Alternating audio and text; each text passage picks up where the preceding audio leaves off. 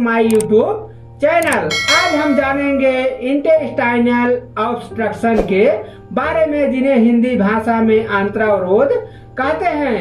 यह वह अवस्था होती है जब आंत में मल की आगे बढ़ने की गति रुक जाती है और मल वहीं रुककर सड़ने लगता है। उस सड़न से गैस उत्पन्न होकर पेट फूल जाता है तथा सड़न युक्त वस्तु के आंत की दीवार से लीन होने से विष के लक्षण दिखाई देते हैं, जैसे वमन, शीतकाय, नाड़ी दुर्बल आदि, जिसे हम आंत्रावरोध कहते हैं। अब जानते हैं इसके पर्याय के बारे में। वध गुदोदर, आंतों में बध जाना जैसे नामों से यह जाना जाता है। अब जानते हैं इस रोग के कारण के बारे में। यह रोग हमें किस कारण होता है?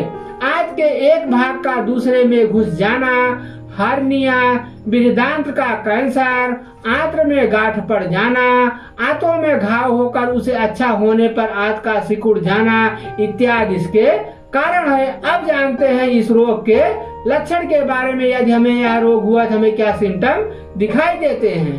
शुरू में तो अधपचा भोजन और पित्त के कण मिलते हैं। अन्न में मल मिश्रित उल्टी होना, बाद में वमन का रंग और गंध मल के समान हो जाते हैं। वमन निरंतर होने से जल की कमी हो जाती है। पूर्ण कोष्ठबद्धता यानी कब्ज रहती है। यहाँ तक कि वायु यानी जिन्हें हम गैस कहते हैं वह भी नहीं निकल पाती है। गति नाड़ी की तीव्र होती है और खाली प्रतीत होती है। हल्के से दबाने पर भी यह दब जाती है। बीपी गिरा हुआ होता है, पेट फूला हुआ होता है, रोगी को मल त्याग न होना इत्यादि इसके लक्षण है। अब जानते हैं यदि आंत्रावरोध हुआ है तो क्या खाना चाहिए। सबसे पहले तो उस रोगी को भोजन को रोक देना चाहिए, फिर उसके बाद तरल चीजों का सेवन करना चाहिए, जैसे मट्ठा, अनार का जूस, पपीते का जूस, मूंग की दाल आदि ऐसी तरल चीजें देनी चाहिए जो उसके लिए फायदेमंद हो। फिर उसके बाद चिकित्सक की सहायता से सबसे पहले उसके नाक में नली डालते हैं, जो स्टमक के अंदर पानी भरा होता है वो निकल जाए। फिर पेशाब की नली डालते हैं, जिससे यह पता लगाया जा सके कि कितना पानी आउटपुट हो रहा है। यदि पानी कम पास करेगा तो समझ जाना चाहिए कि किडनी पे प्रेशर हो सकती है। फिर पेशेंट के गुदा मार्ग से एनीमिया डालते हैं ताकि मल को बाहर किया जा सके। अब जानते हैं इसके मेडिसिन के बारे में। यदि हमें आंत्रावरोध हुआ है तो क्या मेडिसिन चलानी चाहिए? अब जानते हैं इंटेस्टाइनल ऑब्स्ट्रक्शन के मेडिसिन के बारे में। पहला है इंजेक्शन आरियल इन्फ्यूजन 500 ml का एक संयोजन दवा है, जिसका कंपोजिशन है सोडियम लाइटेट यूपीएस 0.32 ग्राम, सोडियम क्लोराइड IP 0.6 ग्राम, पोटेशियम क्लोराइड IP 0.4 ग्राम, फिर है कैल्शियम IP 0.027 ग्राम। यह रोगी के शरीर में पानी की कमी को पूरा करता है और उल्टी के कारण को खोए हुए तरल पदार्थ और खनिजों को बदलने में मदद करता है। इस प्रकार निर्जलीकरण का इलाज कर रोकथाम करता है। इसको हमें चिकित्सक की मदद से IV इंजेक्ट कराना है, यानी कि उसमें लगाना है। फिर है इंजेक्शन MBI।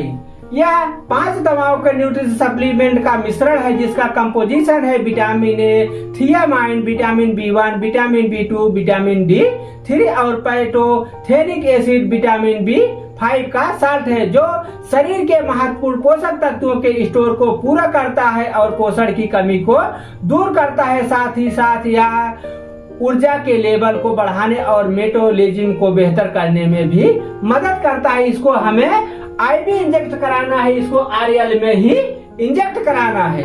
फिर है इंजेक्शन मोनोसेपियस भी 1 ग्राम। यह एक एंटीबैक्टीरियल इंजेक्शन है, जिसका 2 दवाओं का कंपोजिशन है सेफेक्सोन 1 ग्राम, फिर साल्बेक्टम 500 mg इसका साल्ट है। जो सेफेक्सिम होता है या बैक्टीरिया को प्रोटेक्टिव कर कवरिंग के निर्माण को रोक कर काम करता है, जो बैक्टीरिया के जीवित रहने के लिए आवश्यक है। साल्बेक्टम जो होता है या लैक्टेमेज के इनहिबिटर को, जो रेस्टिरेंट को घटाता है और बैक्टीरिया के खिलाफ सेफ्रेक्सिसोन की गतिविधि को बढ़ाता है। इसको भी हमें RL में चिकित्सक की मदद से इंजेक्ट कराना है।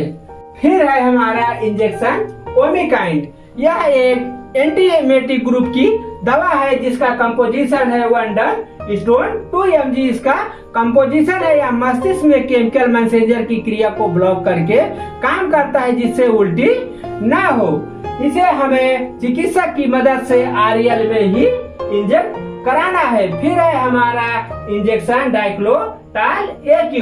यह एक एनाल्जेसिक इंजेक्शन है। इसको हमें दर्द के अनुरूप लगवाना है, यानी कि इंट्रामस्कुलर गहरे मांस में इसको डॉक्टर की मदद से लगवाना है, जिसका कंपोजिशन है डाइक्लोफिनेक 75 mg इसका कंपोजिशन है। फिर है टैबलेट ड्यूलकोलेक्स। यह एक लैक्सेटिव ग्रुप की दवा है जिसका कंपोजिशन है बिसेकोडायल 5 mg इसका कंपोजिशन है। इसका इस्तेमाल करेंगे कब्ज को दूर करने के लिए, साथ ही साथ मल को पतला करने के लिए। इसको रोगी को खाना है 3 गोली एक साथ खाना है। फिर है कैप्सूल पेंटा DSR। यह एक प्रोनिक ग्रुप की मेडिसिन है जिसका कंपोजिशन है डोमपेरिडान 30 mg, पेंटोप्राजोल 40 mg कंपोजिशन है। इसका इस्तेमाल करेंगे एसिड रिफ्लक्स को कम करने के लिए। इसको हमें लेना है खाली पेट, एक ही टाइम हमको इसे लेना है। यह रही आपके इंटेस्टाइनल ऑब्स्ट्रक्शन की दवा, जिन्हें हम अंतरावरोध कहते हैं। यदि आपको इतने दवाओं से आराम नहीं मिलता है तो चिकित्सक के अनुसार कारण का पता लगा के दवा करानी चाहिए। इस वीडियो से रिलेटिव आप कोई जानकारी चाहते हैं तो कमेंट अवश्य करें। यदि पसंद आए तो लाइक करिए, सब्सक्राइब करिए। यदि आप हमारे चैनल पे नए हैं तो सब्सक्राइब अवश्य करें ताकि हमारे वीडियो का नोटिफिकेशन आपको तुरंत मिले। फिर मिलते हैं अगले वीडियो में, तब तक के लिए बाय बाय।